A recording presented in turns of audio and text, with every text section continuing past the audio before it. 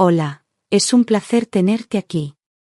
Antes de comenzar, suscríbete al canal y dale like al vídeo. Era martes y el cielo amaneció nublado, con esa luz gris que no anuncia nada pero que te hace sentir que algo no encaja del todo. Javier se levantó antes que yo, como siempre que tiene que viajar. Desayunó de pie en la cocina, revisando correos en el móvil, sin apenas mirarme. Me dio un beso en la frente y otro en la mejilla de Lucía, que aún tenía legañas en los ojos. Le pregunté si tenía todo lo que necesitaba y me dijo que sí, con ese tono distraído que últimamente usaba para casi todo. Cuando cerró la puerta, escuché sus pasos bajar por la escalera, rápidos, seguros, como si huyera de algo. Me quedé un momento quieta en el pasillo, con una taza de café en la mano, sin saber por qué me sentía incómoda. Fue un martes como cualquier otro, al menos eso creí. Lucía se preparaba para el colegio en silencio, algo raro en ella, que siempre tenía alguna historia que contarme mientras se ponía los calcetines. Le pregunté si le pasaba algo, pero solo encogió los hombros y dijo que tenía sueño. Le hice una coleta rápida, metí una galleta en su mochila por si tenía hambre más tarde y la acompañé hasta la parada del autobús. La vi subir y sentarse en su sitio de siempre, junto a la ventana. Antes de que arrancara el vehículo, me lanzó una mirada que no supe leer. Pensé que quizá estaba preocupada por un examen o alguna discusión con amigas, cosas normales para una niña de 10 años. Volví a casa y puse una lavadora, luego me senté a trabajar desde el salón. Nada parecía fuera de lo común, pero dentro de mí empezaba a crecer un nudo, sin que yo pudiera ponerle nombre. Durante el día, todo siguió su curso. Hice unas llamadas, respondí correos, salí a hacer la compra rápida. Incluso hablé con mi madre por teléfono, le conté que Javier había salido de viaje y que Lucía estaba un poco apagada. Ella me dijo que los niños a veces se ponen así, que no me preocupara, que seguramente era el cansancio. Intenté relajarme, pero no lo conseguí del todo. Había algo en la forma en que Javier me miró esa mañana, o quizás en cómo evitó mirarme, que me dejó intranquila. Aunque no quería admitirlo, había algo entre nosotros que ya no funcionaba como antes. La rutina, las ausencias, los silencios. Todo eso se había vuelto parte del paisaje. Y sin embargo, ese martes, algo empezó a cambiar, aunque yo aún no lo sabía. Eran casi las 4 de la tarde cuando escuché el timbre. Fui a abrir la puerta y ahí estaba Lucía, con la mochila colgando de un solo hombro y la mirada perdida. Entró sin decir nada, dejó las cosas en el suelo del pasillo y se quedó quieta, como si no supiera a dónde ir. Me agaché para preguntarle qué pasaba, pero no respondió. Tenía los ojos hinchados, como si hubiese estado llorando durante horas. Su piel estaba más pálida de lo normal, y sus labios temblaban levemente. Me abrazó con fuerza, sin decir palabra, y fue en ese gesto donde supe que algo grave había ocurrido. No era un mal día cualquiera. La llevé al sofá y le ofrecí un vaso de agua. Tardó varios minutos en tomar un sorbo, mientras yo me sentaba a su lado en silencio. No quise presionarla, aprendí con los años que a veces el silencio abre más puertas que las preguntas. Acaricié su espalda con suavidad, esperando a que encontrara el valor de hablar. En su mirada había una mezcla de miedo y tristeza que me dejó helada. No se trataba de un enfado, ni de una pelea en el colegio. Era algo más hondo, más oscuro. Algo que llevaba tiempo escondiendo.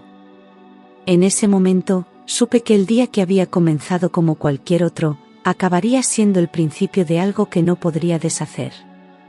Después de varios minutos en los que el tiempo parecía haberse detenido, Lucía levantó la vista y me dijo, con voz entrecortada, «Mamá, por favor, haz la maleta rápido. Tengo miedo de papá». Me quedé paralizada, sin saber si había entendido bien. Pensé que quizás se refería a una discusión, a un castigo, algo puntual. Pero su expresión era clara, no estaba exagerando. Me temblaron las manos. Le pedí que repitiera lo que había dicho, y lo hizo, casi en un susurro. Insistía en que quería irse de casa, ahora, sin esperar a nada ni a nadie. Su urgencia era real. Quise saber qué había pasado exactamente, pero no lograba explicarse del todo. Solo decía que no quería estar más cerca de su padre, que ya no confiaba en él. Mi mente se llenó de preguntas que no me atrevía a formular. ¿Le había hecho daño?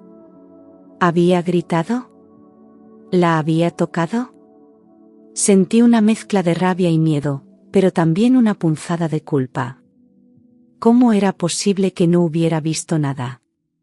Me levanté y empecé a caminar por el salón, buscando algo que hacer con las manos, tratando de ordenar los pensamientos. Miré a Lucía, sentada en el sofá, abrazando un cojín como si fuera un salvavidas.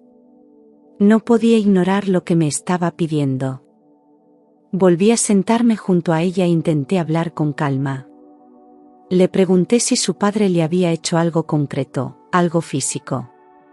Ella negó con la cabeza, pero no parecía convencida. Dijo que no quería entrar en detalles, que solo quería irse, cuanto antes. Me costaba entenderlo. Javier siempre había sido un padre atento, algo ausente por el trabajo, sí, pero nunca agresivo. O al menos, eso creía yo. Lucía seguía sin mirarme a los ojos, como si le diera miedo mi reacción. Yo intentaba no perder la compostura, pero por dentro todo se estaba desmoronando. No podía seguir dudando. Algo pasaba. Y era grave. Insistí una vez más, con cuidado, preguntándole si lo que sentía era nuevo o si llevaba tiempo así. Me confesó que no era la primera vez que se sentía mal con él, pero que hasta ahora no había tenido valor para decírmelo. Que antes pensaba que era culpa suya, que ella hacía algo mal. Al oír eso, sentí como si me arrancaran el corazón. Ningún niño debería sentirse culpable por los actos de un adulto. La abracé y le prometí que no la obligaría a quedarse donde no se sintiera segura. Me levanté, fui al cuarto y empecé a preparar una mochila sin pensar demasiado.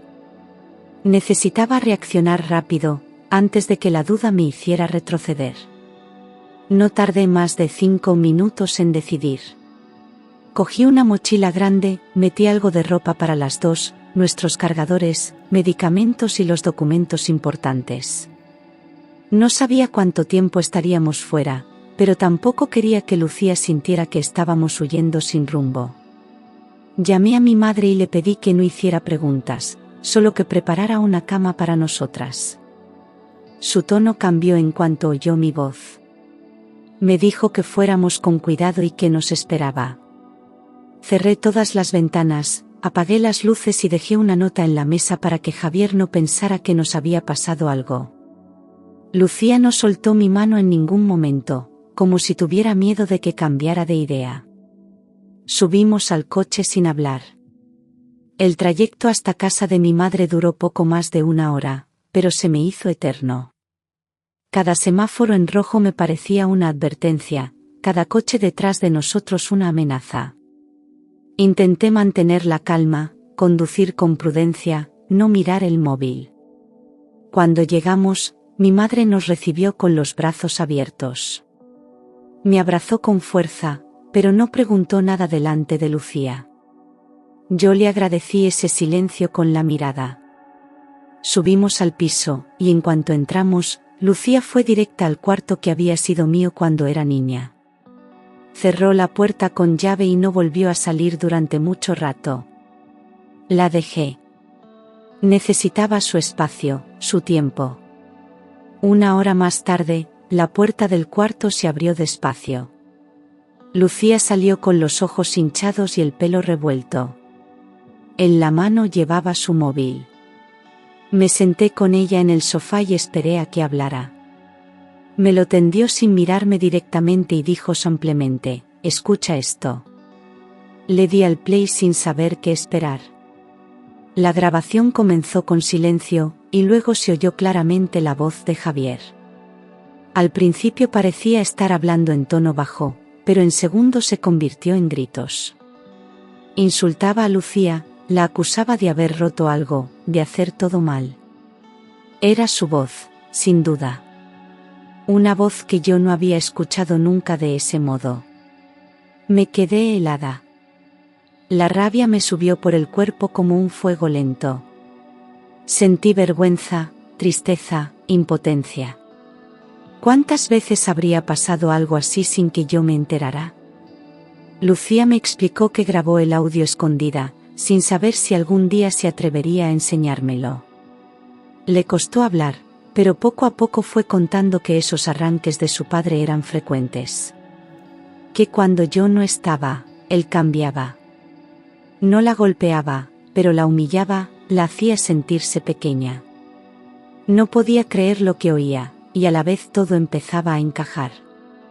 El silencio, su mirada, el miedo. La abracé con fuerza. Le dije que ya estábamos a salvo. Esa noche no pude dormir. Reproduje el audio una y otra vez, intentando comprender cómo no había notado nada. Cada palabra de Javier era una puñalada. La manera en que perdía el control, cómo cambiaba el tono, cómo se burlaba de ella. Me sentí culpable por no haber estado más atenta, por haber confiado tanto en él. La imagen de padre paciente y comprensivo se desmoronaba por completo. Me preguntaba si alguna vez había sido real o si solo era lo que yo quería ver. El miedo de Lucía era justificado. No estaba exagerando. Había soportado todo aquello en silencio, por miedo o por vergüenza. Al día siguiente, mi madre me encontró en la cocina con ojeras y los ojos hinchados. Me preguntó qué pasaba, y esta vez se lo conté todo. Escuchó el audio en silencio, sin interrumpirme. Luego me abrazó y me dijo que tenía que hacer algo, que no podía dejarlo así. Yo ya lo sabía, pero necesitaba escuchar esas palabras en voz alta. Tenía que proteger a Lucía.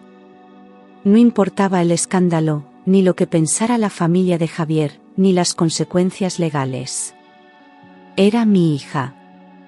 Y si no actuaba, el daño podría ir a más. Respiré hondo. Sabía lo que tenía que hacer. Lucía me dijo que esa grabación no era un caso aislado. Que había empezado a grabar hacía unas semanas, porque ya no soportaba más el miedo de que nadie le creyera. Me enseñó otros audios más cortos, fragmentos de discusiones, momentos en los que Javier la amenazaba con castigos sin sentido o le gritaba por errores mínimos. Yo no podía creer lo que escuchaba. Era como si descubriera a un desconocido viviendo en mi propia casa.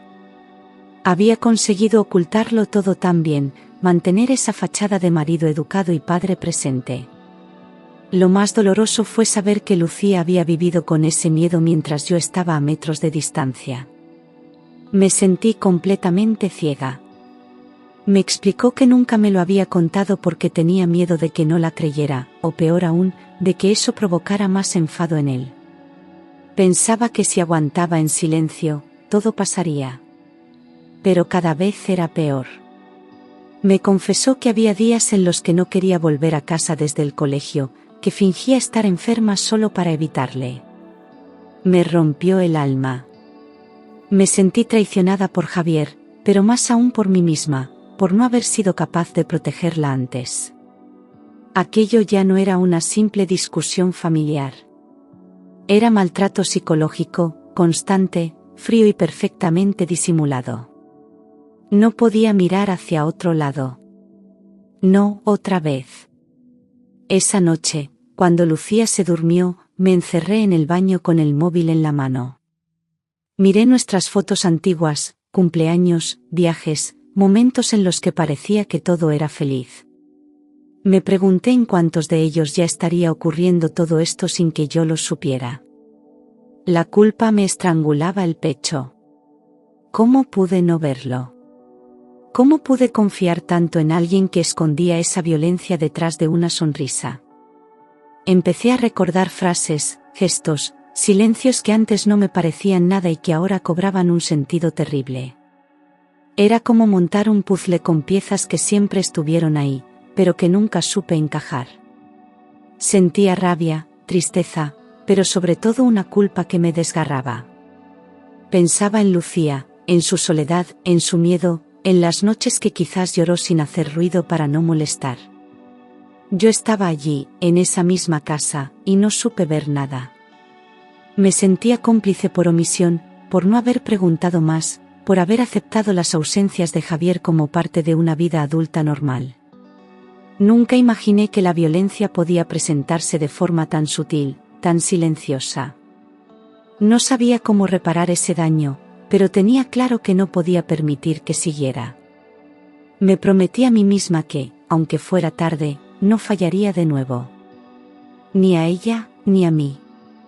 Al día siguiente, cuando Lucía estaba en terapia con una psicóloga infantil que mi madre conocía, tomé el teléfono y llamé a Javier. No le dije dónde estábamos ni por qué habíamos salido de casa. Fingí que todo iba bien, que Lucía solo estaba un poco rara, que tal vez necesitaba un descanso. Quería escucharlo. Ver si su voz mostraba algún signo, alguna reacción que me confirmara lo que ya sabía. Y no tardó en hacerlo. Cuando mencioné que la niña llevaba días distante, su tono cambió de inmediato. Pasó de la preocupación al enfado en segundos. Me dijo que era una exagerada, que Lucía era una niña manipuladora, que seguro se estaba inventando cosas para llamar la atención. No me dejó terminar de hablar. Me gritó por teléfono, como en los audios. Y en ese momento ya no tuve ninguna duda. Colgué en seco, temblando, con las lágrimas a punto de salir, pero también con una certeza que me dio fuerza. No era solo lo que Lucía me había contado. Ahora yo misma lo había escuchado con mis propios oídos. El hombre que amé durante años ya no existía, o tal vez nunca existió. Y yo tenía que proteger a mi hija, costara lo que costara. Después de esa llamada, ya no quedaba lugar para las dudas.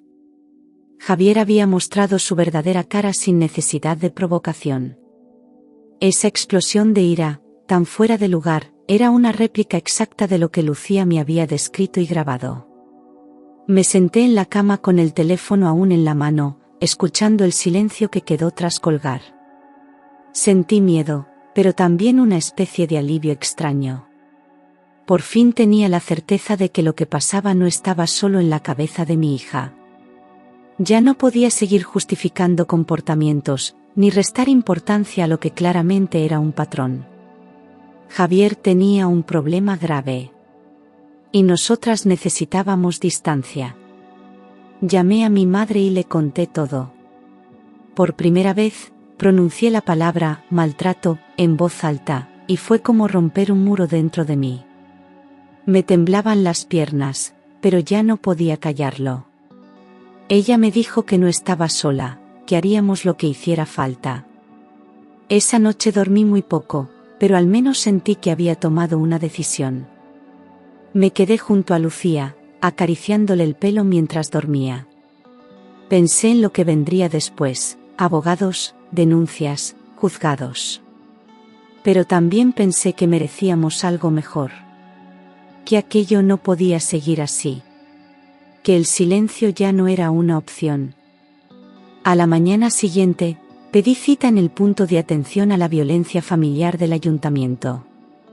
Me atendieron rápido, con una calidez que no esperaba. Llevé los audios grabados y les conté lo que sabíamos. La mujer que me atendió no se sorprendió, pero me miró con atención y me dijo que estaba haciendo lo correcto. Me explicó que podía presentar una denuncia, que existía la posibilidad de solicitar una orden de protección temporal mientras se investigaba. Todo sonaba burocrático, frío, pero detrás de esas palabras había una posibilidad de respiro. Por primera vez, sentí que alguien nos creía sin cuestionarnos. Me dieron pautas claras y una hoja con teléfonos de emergencia. Salí de allí con la carpeta en la mano y el corazón más ligero. Fui directa al parque donde había quedado con mi madre y Lucía después de la cita. No les conté todos los detalles, pero les dije que ya había empezado el proceso. Lucía me miró con una mezcla de miedo y alivio. No quería que sintiera que se venía una guerra, pero tampoco podía edulcorarlo. Le expliqué que la policía y los jueces estaban para ayudarnos, que nadie podía hacernos daño si hablábamos claro. Ella no dijo nada, solo me abrazó.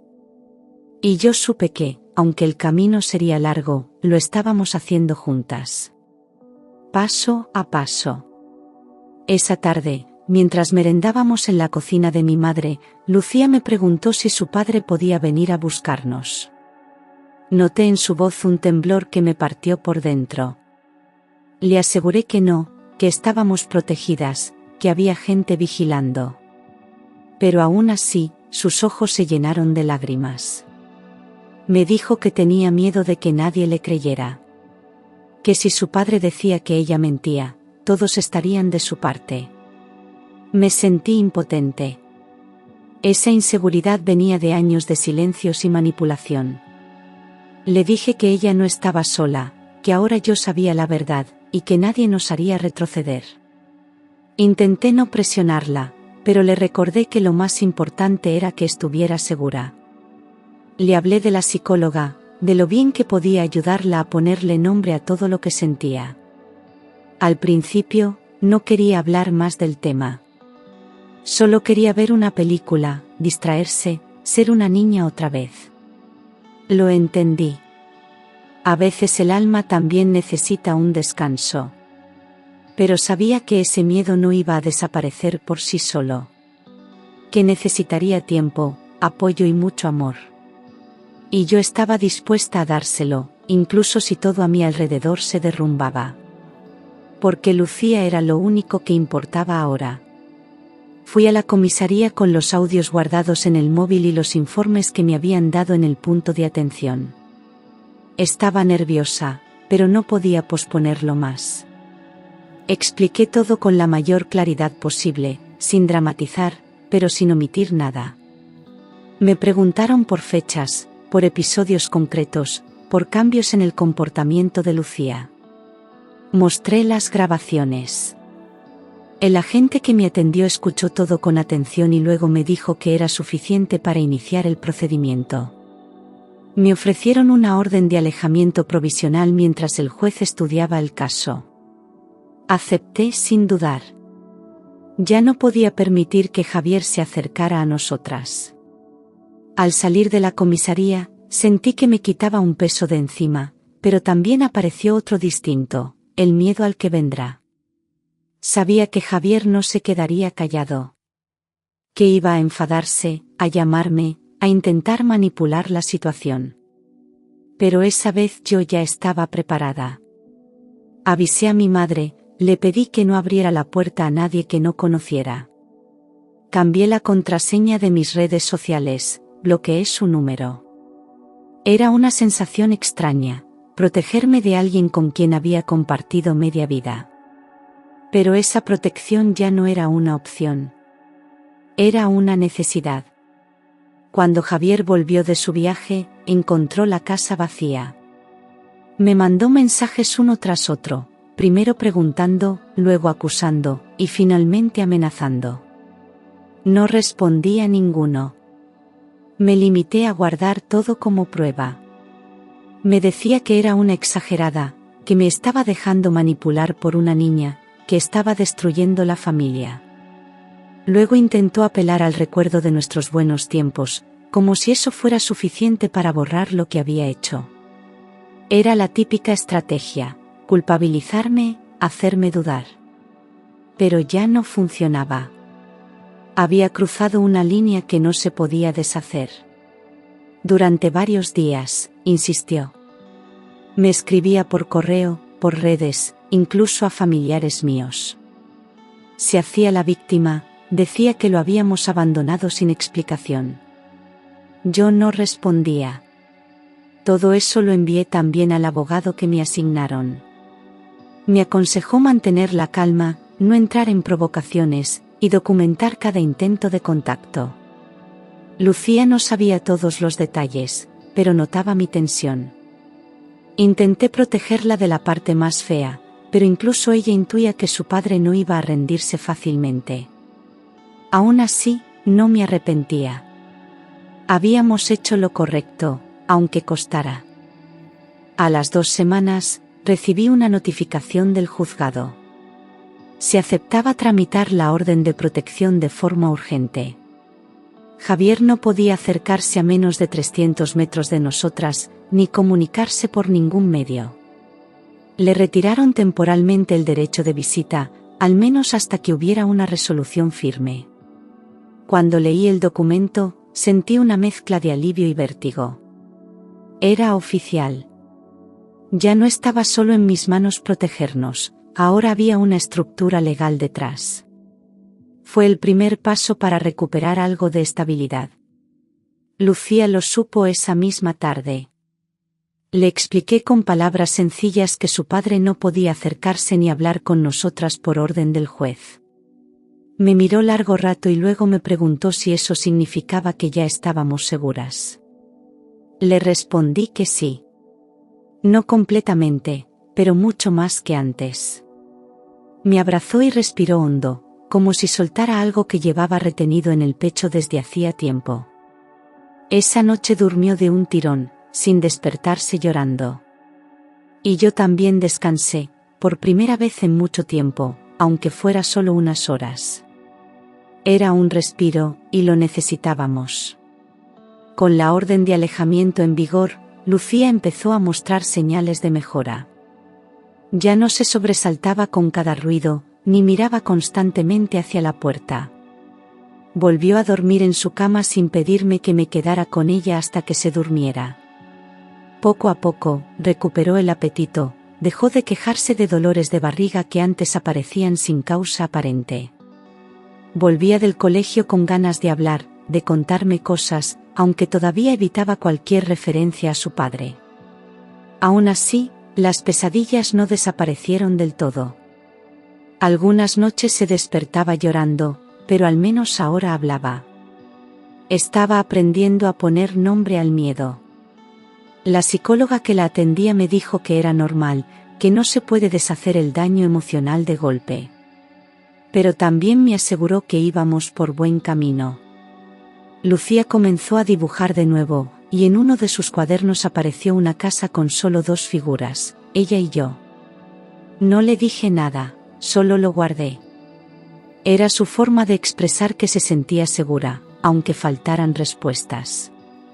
Le di todo el espacio que necesitaba, sin forzarla a hablar. Algunos días quería reír, otros llorar sin motivo. La acompañé en todos. Porque más allá de mi propia tristeza, lo más importante era que ella se sintiera escuchada, protegida y libre. Fue en una tarde cualquiera, revisando documentos y papeles antiguos en busca de facturas, que algo me llamó la atención. Encontré varios extractos bancarios que no recordaba haber visto antes. En ellos, Javier retiraba grandes cantidades de dinero en efectivo casi cada semana, durante meses. Nunca me había hablado de esos movimientos, y en casa no faltaba nada. Empecé a sumar cantidades y me asusté. ¿A dónde iba ese dinero? ¿En qué lo gastaba? No había viajes, ni compras, ni inversiones que justificaran esos retiros. Todo estaba demasiado ordenado en apariencia, pero las cifras contaban otra historia. Hablé con una amiga que trabaja en un despacho contable. Le mostré los extractos y le pedí que me ayudara a entender.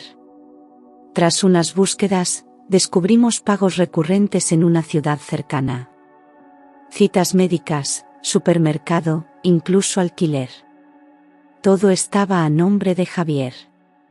Al principio pensé que quizá era para algún familiar, pero cuando buscamos más a fondo, descubrimos algo que me dejó sin aire. Javier tenía otra familia. Una mujer y un niño pequeño.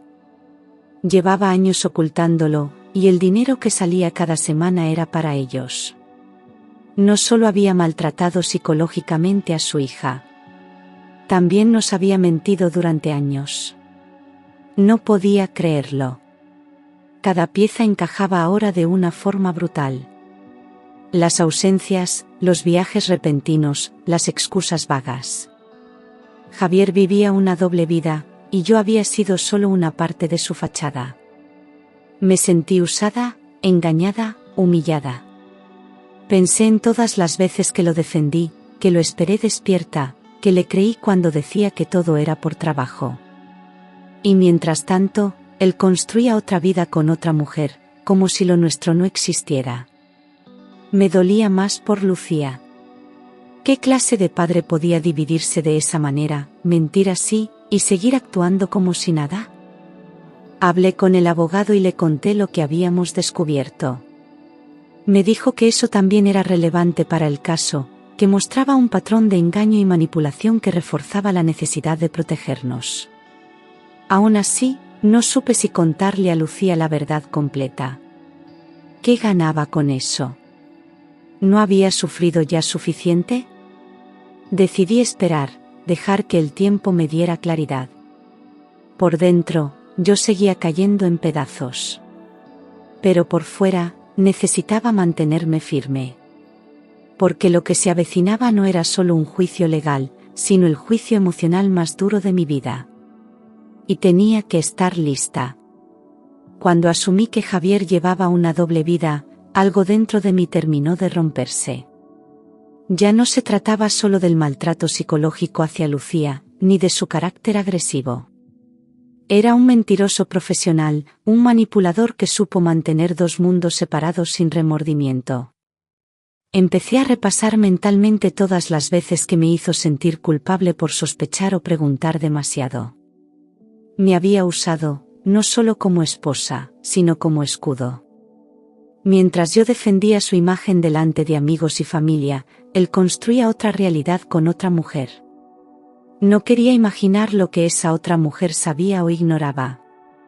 Me sentí tonta, pero también liberada, por fin veía las cosas como eran.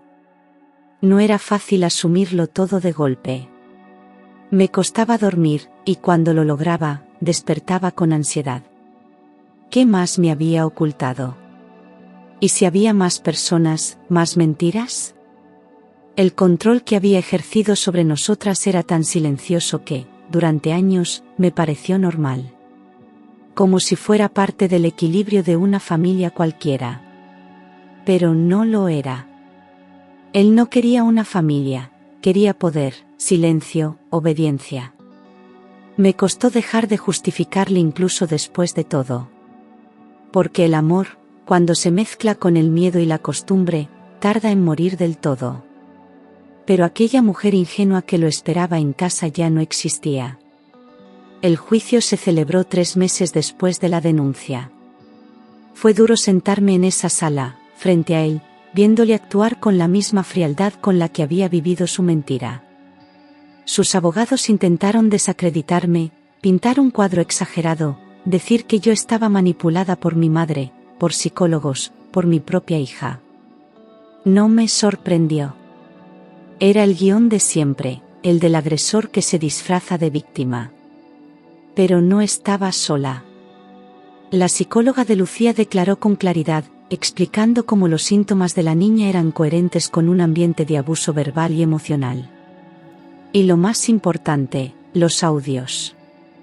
Fueron escuchados por el juez. Javier no pudo negarlos. Su voz, sus palabras, su tono. Eran pruebas irrefutables.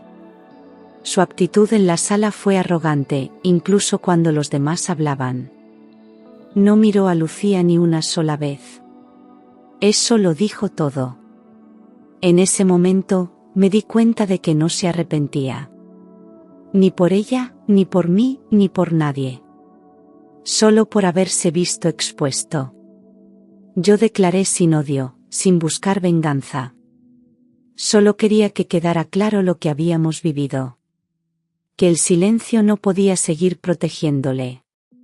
Y que la justicia, por fin, nos escuchara. Fue agotador, pero también necesario. Un mes después, recibimos la notificación oficial. El juez dictó una orden de alejamiento permanente. Javier no podría acercarse a mí ni a Lucía bajo ninguna circunstancia.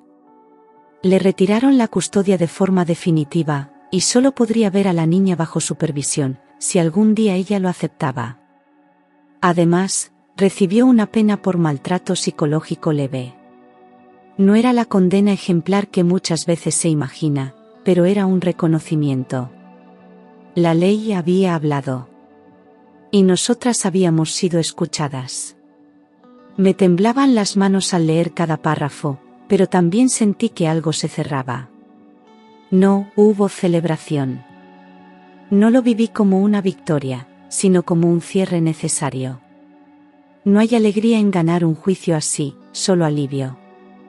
Pensé en Lucía, en lo que todo aquello significaría para ella dentro de unos años.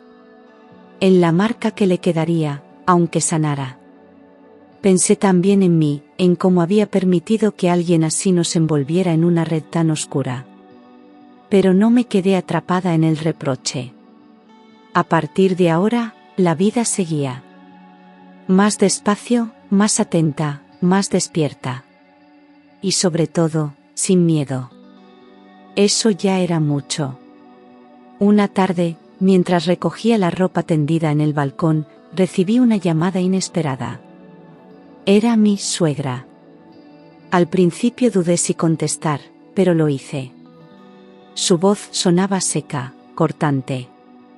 Me dijo que no podía creer lo que había hecho, que había destruido a su hijo, que lo había dejado solo, humillado. Intenté explicarle que no se trataba de una pelea de pareja, sino de proteger a Lucía.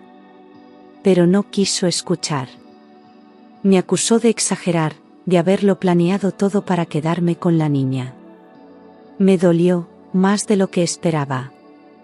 Porque en el fondo, yo la había querido. Le respondí con calma que no tenía intención de entrar en discusiones. Que todo estaba en manos de la justicia, y que si quería saber la verdad, tenía las pruebas a su disposición. No me insultó, pero colgó de forma brusca. Después de eso, algunos primos suyos me dejaron de hablar. Otros ni siquiera se molestaron en preguntar. Comprendí que mucha gente prefiere creer en lo que encaja con su versión cómoda del mundo. Y también entendí que no debía buscar comprensión donde no hay voluntad de ver. No era mi guerra convencerlos. Mi responsabilidad estaba con Lucía, no con ellos. Volvimos a casa unas semanas después de la sentencia. Antes de entrar, respiré hondo. No era la misma casa. La estructura seguía ahí, pero el peso del pasado también. Cambié la cerradura. Pinté el salón. Compré cortinas nuevas. Lucía eligió el color de su habitación, un verde claro que decía que la hacía sentir tranquila. Cada pequeño cambio era un símbolo de algo más grande. No se trataba de borrar lo vivido, sino de marcar el inicio de algo diferente. Una etapa sin miedo. Sin gritos. Sin mentiras. El primer desayuno juntas en nuestra cocina fue especial. Preparamos tostadas y zumo, y pusimos música baja. Nada extraordinario, pero era la primera vez en mucho tiempo que sentíamos calma. Nadie nos vigilaba, nadie nos juzgaba. Solo nosotras, con nuestras cicatrices y nuestra fuerza. Colgué un cuadro que había pintado Lucía, con 2 pájaros en un árbol. Era su forma de decir que ya no se sentía encerrada. Que estábamos libres. Aquel lugar volvía a ser un hogar, poco a poco. No perfecto, pero nuestro. Durante meses, me costó mirar a los hombres con normalidad. No era miedo al amor, sino al peligro oculto bajo la fachada de lo amable. Aprendí a leer señales que antes ignoraba. A no justificar lo que no me hacía bien. Hubo momentos en los que pensé que no volvería a confiar en nadie. No quería arriesgarme a poner a Lucía de nuevo en una situación peligrosa. Tampoco quería crecerle el miedo en el pecho. Quería que supiera que existen relaciones sanas, pero también que no hay que tolerar lo intolerable. El equilibrio era frágil, pero necesario. Conocía personas nuevas, sin prisas, sin expectativas. Alguno intentó acercarse más, pero fui clara desde el principio. No estaba preparada para nada serio. No por resentimiento, sino por respeto a lo que aún estaba curando.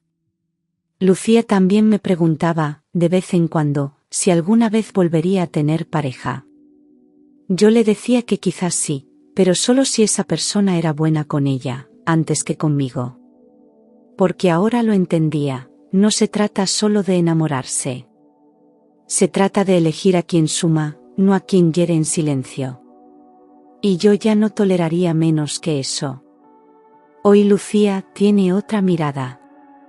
No es una niña que ha olvidado lo vivido, pero sí una que ha aprendido a nombrar sus emociones. Ya no se esconde detrás de una sonrisa por compromiso. Habla con firmeza, se expresa sin miedo a molestar. En el colegio mejoró su rendimiento, volvió a confiar en algunas profesoras y se apuntó a clases de dibujo. A veces me cuenta recuerdos feos, pero lo hace sin derrumbarse. Me dice que entender lo que pasó la hace sentir más libre. Su valentía no se mide en lo que calla, sino en lo que ahora se atreve a decir. La veo cada día con una mezcla de orgullo y tristeza. Porque ojalá no hubiera tenido que hacerse fuerte tan pronto. Ojalá su infancia no estuviera marcada por algo así.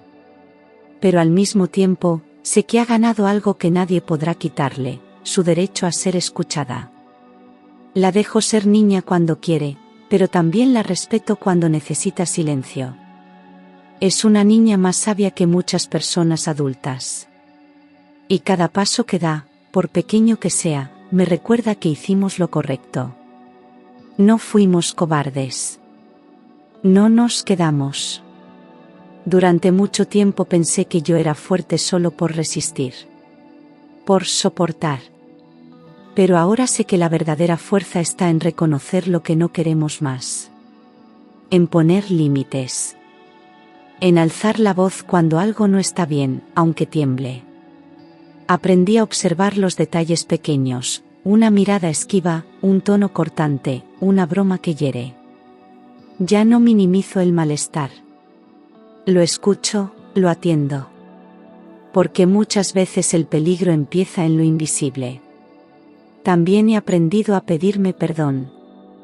Por haber callado, por haber creído, por haberme olvidado de mí misma. Pero no me quedo ahí. Me abrazo con compasión. No soy la misma mujer que hace un año recogía los platos tras la cena fingiendo que todo estaba bien.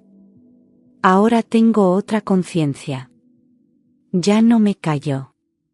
Ya no justifico. Y sobre todo, ya no vivo desde el miedo. Vivo desde la verdad, aunque duela. Porque esa es la única forma en que quiero vivir de ahora en adelante. Vivimos con menos cosas, pero con más espacio para respirar.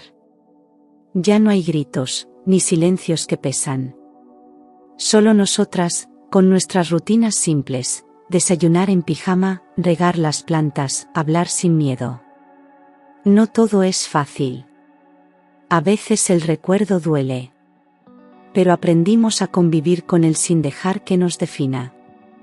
El pasado está ahí, pero no manda.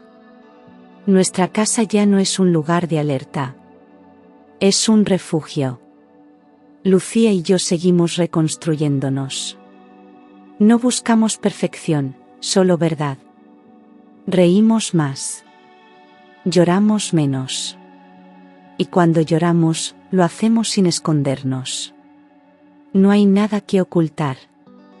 Nos acompañamos con respeto, sin exigencias. Hemos aprendido que la paz no es ausencia de dolor, sino presencia de claridad. Y hoy, por fin, vivimos en esa claridad. Juntas. Libres. En paz.